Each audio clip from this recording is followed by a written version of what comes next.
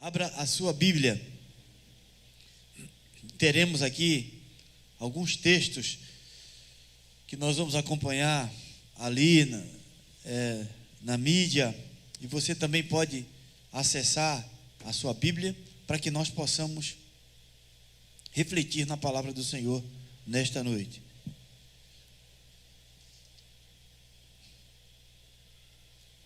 Eclesiastes, capítulo 12, 13 e 14, diz assim: de tudo o que se tem ouvido, quanta coisa temos ouvido, o fim é, teme a Deus, vírgula, e guardar os seus mandamentos, ponto e vírgula, porque isto é o dever de todo o homem, de maneira genérica, de todo ser humano. Amém, igreja? Porque Deus há de trazer a juízo toda obra e até tudo o que está encoberto ou, em algumas traduções oculto, quer seja bom, quer seja mal. Amém? É o primeiro texto que nós vamos ler mais alguns textos durante a pregação. Irmão, o tema da nossa mensagem hoje é: o juízo final é real. Vamos repetir? No 3, o juízo final é real? Isso, obrigado. Essa menina é muito eficiente, olha só. Vamos repetir no 3? 1, 2, 3. Amém. Irmãos, fiquei preocupado. Porque você ouvir de alguém que não tem conhecimento bíblico, alguma brincadeira com o juízo final, é até comum. Porque quem não crê no juízo final vai até brincar com isto. E eu não sei quantos já viram, mas creio eu que a maioria aqui pela internet já viu as brincadeiras que as pessoas colocam lá no Instagram, né? E em outras redes sociais, brincando com o juízo final. Quem já viu isso na internet? É só olhar com atenção, é sutil, e você não pode ter como brincadeira esse fato. E aí eu vi uma pessoa que, pelo que eu entendo, era uma pessoa que não tem conhecimento bíblico, e ela colocou lá assim, um post lá, que dizia assim, a figura que tinha lá era um vale assim, um fogo, sabe, parecendo uma lava acesa de um vulcão, e uma pessoa diante daquilo lá, olhando aquele lago de fogo ali, aquela coisa horrível, aquela cratera fumegando em brasas, e a pessoa botou assim, uma pessoa que não tem conhecimento da palavra, brincando com o juízo final, e diz assim, ele se dizendo assim, eu surpreso com a entrada para o céu, como se ele dissesse assim, que ele estava decepcionado de ver, achando diferente a entrada para o céu, porque ele viu lá fogo, né? E o outro, eu fiquei pensando assim, meu Deus, essa pessoa não tem o conhecimento da palavra, e é compreensível quando a pessoa brinca com essa questão do inferno. Meus amados irmãos, o inferno é real, é fogo, é enxofre, diz que os vermes não conseguem, não comem, a pessoa não morre, como é que se diz? Fica vendo aquilo lá, e a Bíblia diz que o inferno é real, e nós precisamos ter isso em mente. E antes que você peque pensando que vai ouvir uma mensagem do terrorismo celestial, você está enganado. Espere e verás, porque eu não prego esse tipo de mensagem. Não é terrorismo celestial. Sabe aquela mensagem que põe medo em você, que faz com que as pessoas vivam um filme de terror, e ao invés de entenderem Deus como aquele maravilhoso Deus forte, Pai da eternidade, Príncipe da paz, vê Deus como um descendente de Osama Bin Laden, que explode tudo, que queima tudo, que fulmina tudo, que mata. Eu não prego essa palavra porque o Evangelho do Senhor está em João 3,16, porque Ele amou e ama o mundo de tal maneira, de maneira tal, incompreensível por nós, que deu seu próprio Filho, para que ninguém pereça, mas tenha a vida eterna. É essa a mensagem do Evangelho. Porém, contudo, todavia, o juízo final é real. E aí, para minha surpresa e tristeza, está lá uma pessoa, porque eu olho assim, internet, eu olho. E eu gosto de ver os quadrinhos que os irmãos põem, os ditados, eu gosto de ver. Alguns que eu tenho, na minha rede social. E estava lá uma pessoa, uma ovelha minha, lá brincando com a questão do juízo final. E essa palavra não é uma palavra de repreensão, é uma palavra de amor. Tanto é que eu coloquei lá para a pessoa um recadinho, falei assim: não brinca com isso não, menino. Brinca com isso não. E se você dá risada, você não entendeu ainda que o juízo final é real. Olha o texto aqui que nós lemos. Teme a Deus e guarda os seus mandamentos, porque Deus vai trazer a juízo toda obra. Irmãos, tem juízo. Tem juízo final. Continuando, Romanos 14, 11 e 12 diz assim: porque está escrito: como eu vivo, diz o Senhor, que todo joelho se dobrará e toda língua confessará que o Senhor é Deus, de maneira que cada um de nós dará conta de si mesmo. A quem? Tem juízo ou não tem? Tem juízo. Eu quero que essa palavra convença você de que tem juízo, e que isso deve fazer parte da nossa preocupação de vida. Mas não terminou não. Primeira carta de Pedro 4, 5 e 9: os quais hão de dar conta ao que está preparado para julgar os vivos e os mortos, porque por isto foi pregado o Evangelho também aos mortos, para que na verdade fossem julgados segundo os homens na carne, mas vivessem segundo Deus em espírito. E já está próximo o fim de todas as coisas. Portanto, sede sóbrios, vigiai em oração, mas sobretudo tende ardente amor uns para com os outros, porque o amor cobrirá a multidão de pecados, sendo hospitaleiros uns com os outros, sem murmuração. Amém, meus irmãos?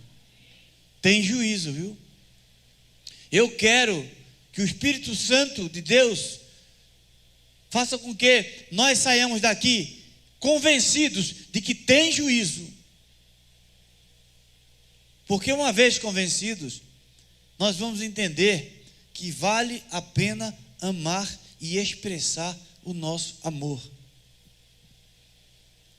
Esse negócio de hospitalidade é sério. É sério. E é muito prazeroso você chegar em um determinado lugar e ser bem recebido. Isso traz um bálsamo para você, sabe? Faz um bem.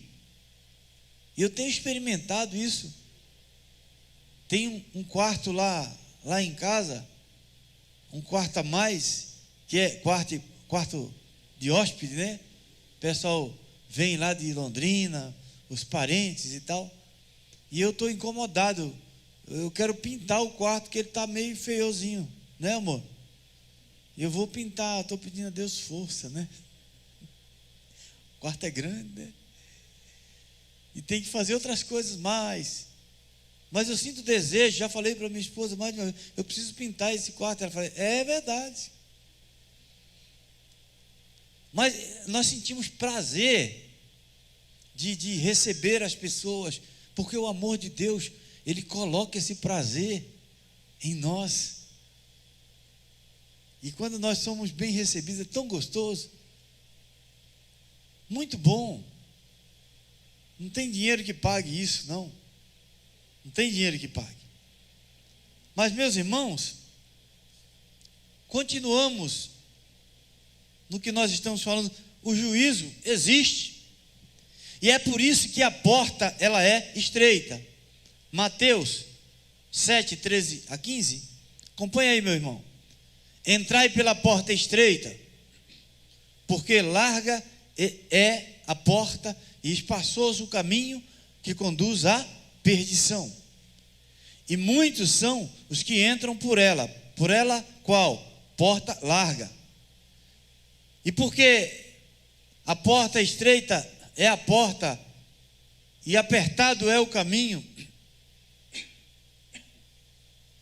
que leva à vida, e poucos há que a encontrem. Porta estreita.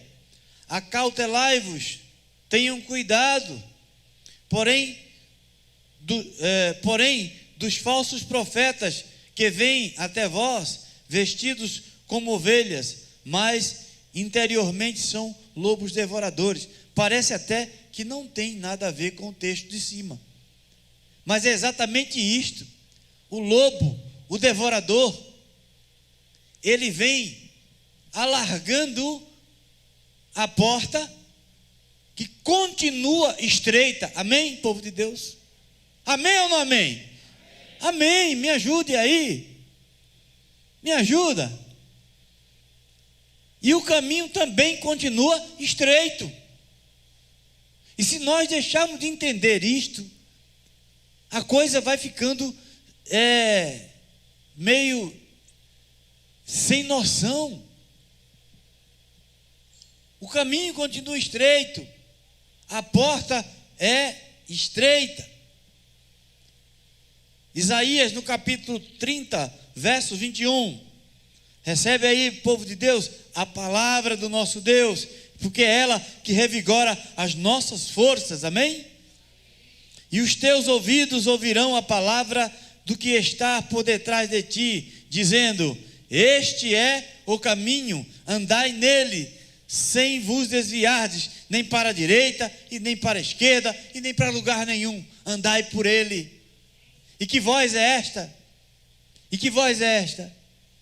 A voz do Senhor, a voz do Senhor. Por isso é necessário estar aqui, atentos. Por isso é necessário abrir esse livro, porque ele fechado é um livro como qualquer outro. Ele é aberto, é Deus falando com você.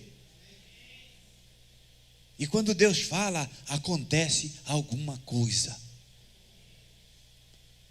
Não volta vazia, esta palavra não volta vazia, ela é como a chuva que cai, dando pão ao que come e semente ao que planta. Aleluia, glória a Deus. Todas as tuas necessidades vitais estão garantidas através da tua e da minha e da nossa fé. Saia daqui crendo nisso, porque está escrito: assim como cai a chuva dando semente ao que planta, pão pão ao que come, ela não volta para cá vazia. Não volta. E esta é a nossa certeza.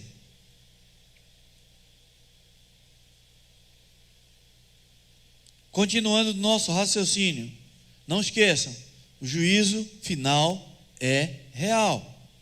A porta é estreita. Amém, meus irmãos? O caminho é... Como é que é? O caminho é estreito.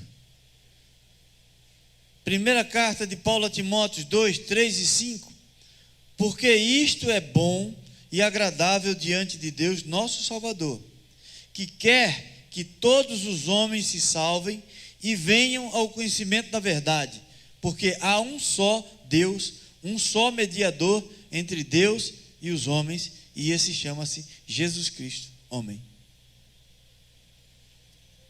Então, a porta é estreita, o caminho é estreito, e só existe um Salvador. O juízo é real. O juízo é real. Esses textos não estão aqui por um acaso. E antes que você pense que eu vim aqui para fazer terrorismo, deixar você com medo, o juízo é real, o caminho é estreito, a porta é estreita, não devemos desviar nem para a direita nem para a esquerda. Porém, irmãos, não é só isso não. A graça do Senhor existe. Não é só desgraceira não, não é só ameaça não. A graça do Senhor. Romanos 5, 1 e 2. Tendo sido, pois, justificados pela fé, temos paz com Deus por nosso Senhor Jesus Cristo, pelo qual também temos entrada pela fé a esta graça, na qual estamos firmes e nos gloriamos na esperança da glória de Deus. Amém, meus irmãos? Sendo, pois, justificados pela fé. Justificados pela fé. Glória a Deus, você que é justo, você que é justa no Senhor. A graça, ela é também real. Romanos 6, 23. Porque o salário do pecado é a morte, mas o dom gratuito de Deus é a vida eterna por Cristo Jesus, nosso Senhor. Amém, meus irmãos? O salário do pecado é a morte.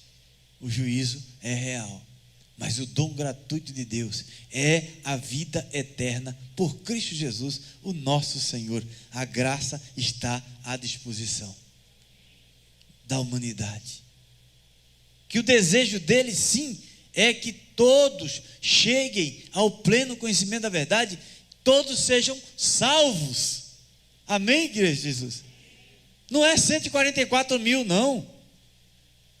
Não é um número pré-determinado também, não. Não. A graça, como ouvirão se não há quem pregue? E como crerão se não houver quem fale dessas maravilhas do Senhor, dessa oportunidade chamada a graça do Senhor? E cá estamos nós fazendo isto. Não esqueçamos, o juízo é real, o caminho é estreito, a porta é estreita, mas a graça está agindo neste mundo que se chama Jesus, através da minha e da tua vida. Cada minuto da nossa existência, a graça sendo divulgada por mim e por você. Provérbios 9, 10. O temor do Senhor é o princípio da sabedoria, e o conhecimento do santo a prudência.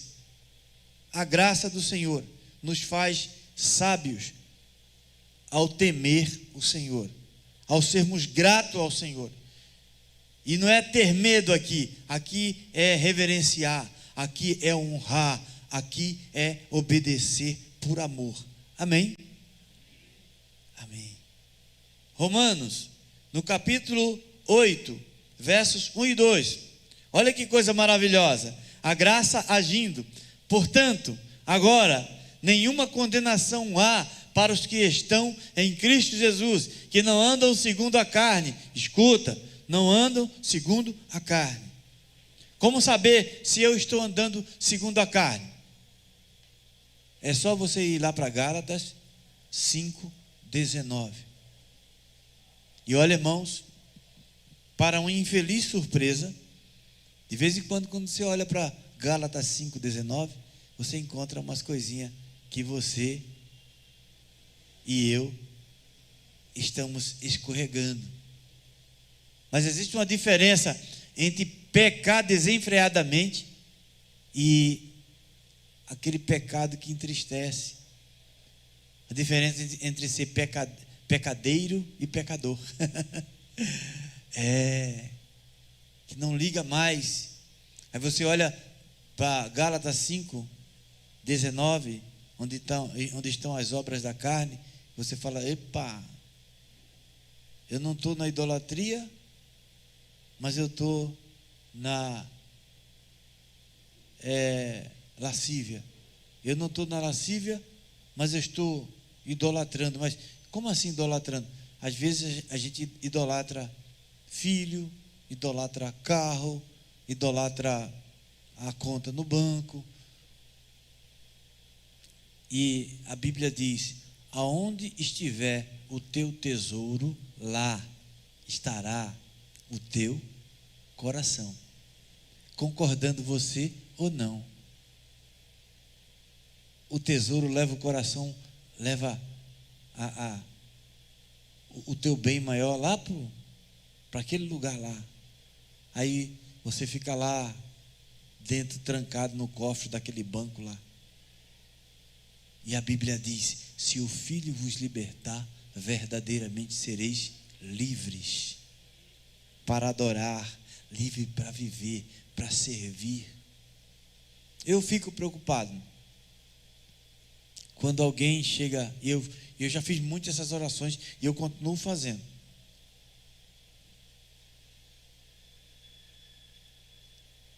A pessoa fala assim: olha, pastor, estou muito ocupado. E a gente percebe que é mesmo. Eu estou tão ocupado. Não está dando mais tempo nem de orar. Não está dando tempo mais nem de ir na casa do Senhor para agradecer. E agora tem um negócio de que não precisa mais vir na igreja, né?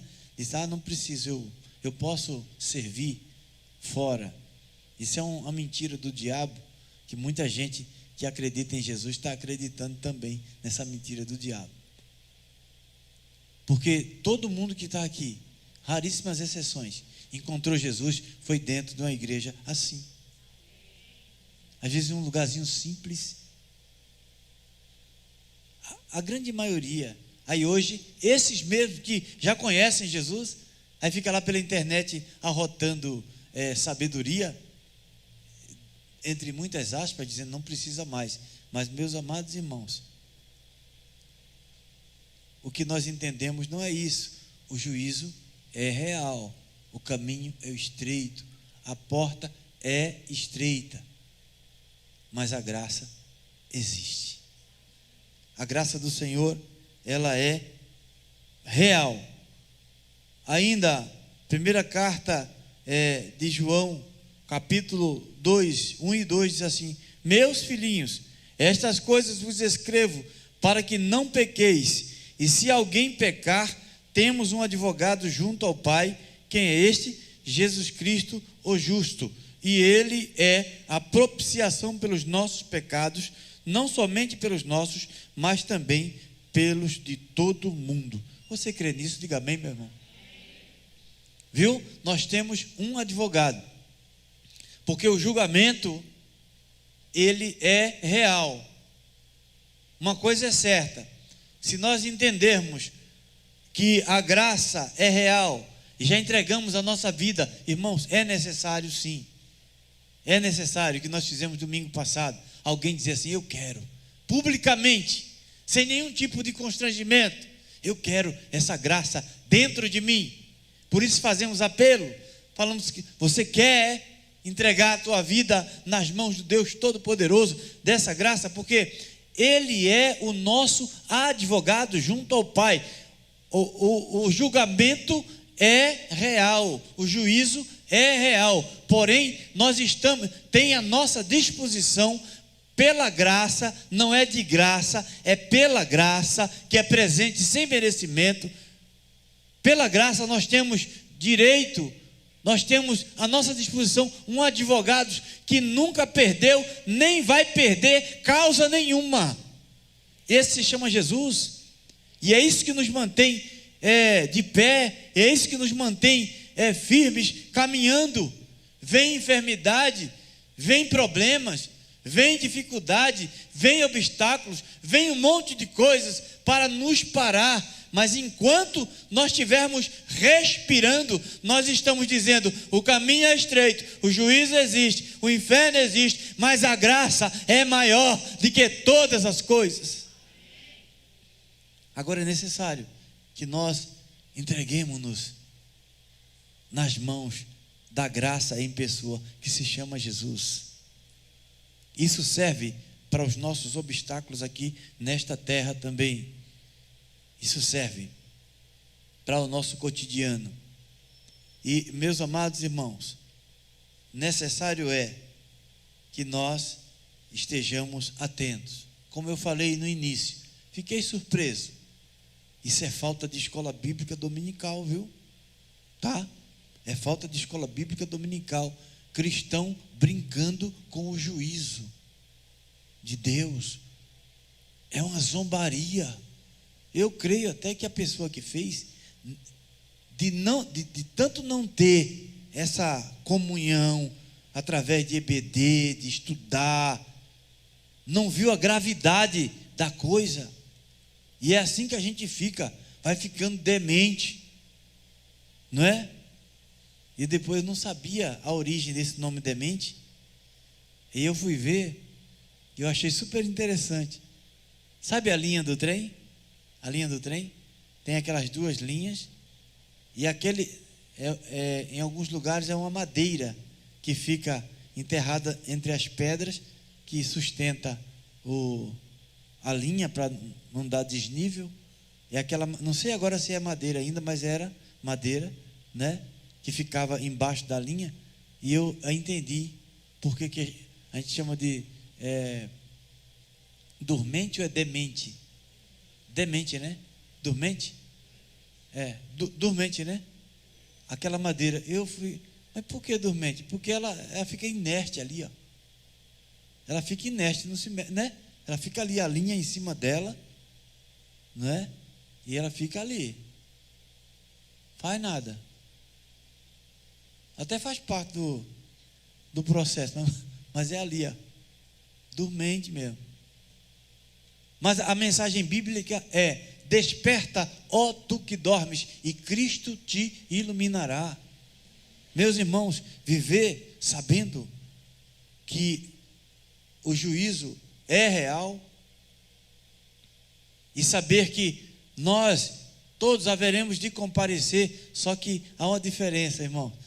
Nós não sabemos o preço, mas o preço foi pago por Jesus naquela cruz. E está tudo consumado.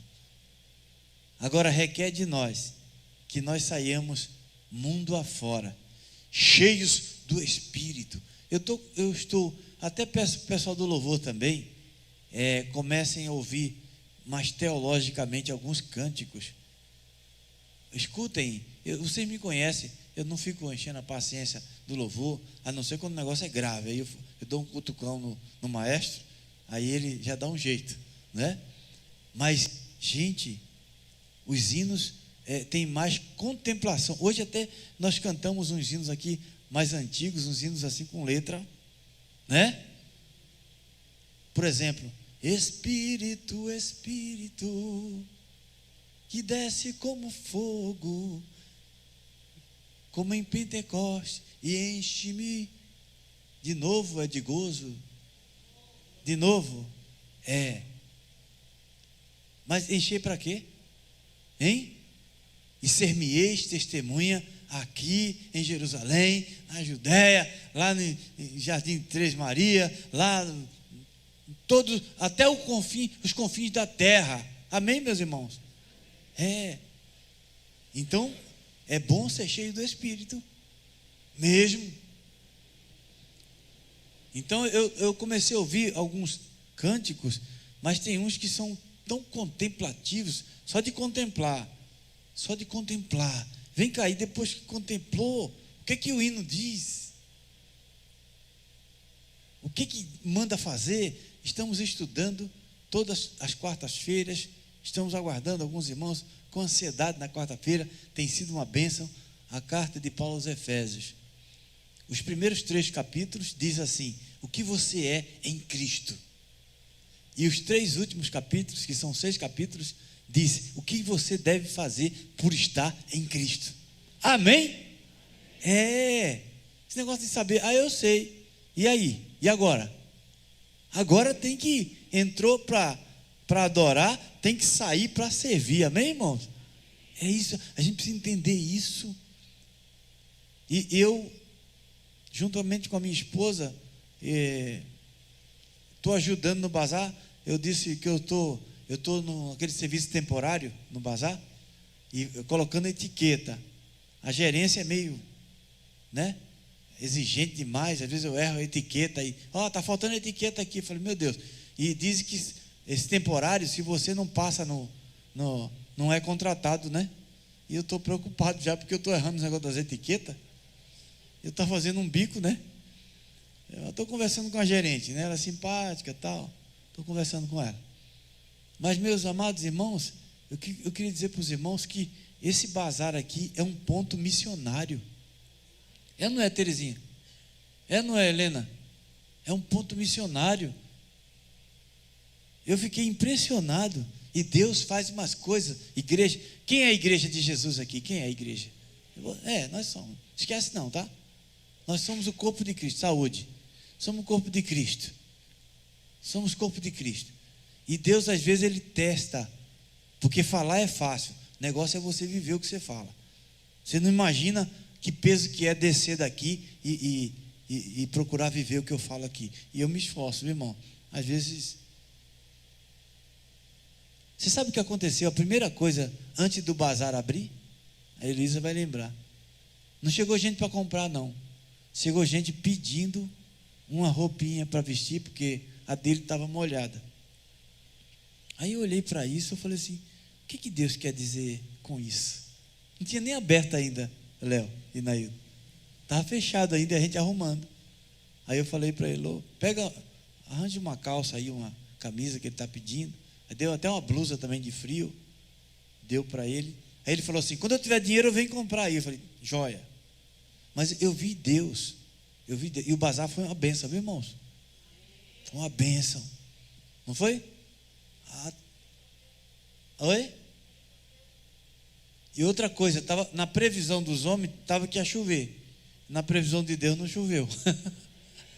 E o nosso primeiro cliente, sem dinheiro e sem preço, levou a roupinha. O objetivo da igreja, irmãos, principal é esse, viu? E esse bazar, chega muita gente que às vezes não está precisando de roupa não, está precisando de oração. E até me ocorreu uma ideia que eu gostaria de que as nossas queridas do bazar fizessem um caderninho. Se a pessoa ver, você está precisando de oração? Põe o seu nome no caderno aí, eu quero orar por essas pessoas, tá bom? A irmã Helena vai, providenciar isso aí, minha irmã, por favor, um caderninho lá, porque no culto de oração da quarta-feira de manhã, nós vamos orar. Sabe por quê, irmãos? Você não pensar que eu fugi do assunto. O juízo, ele é real. E a Bíblia fala no primeiro texto que eu li aqui, em Eclesiastes, diz assim, que Deus, ele vai contemplar coisas boas e coisas ruins que nós fizemos durante a nossa vida. Só que é o seguinte, nós não vamos ser salvos ou vamos para o inferno pelos méritos pessoais, não. Fica tranquilo, porque se fosse pelos méritos pessoais, a gente estava tudo com os burros na água. Não íamos conseguir.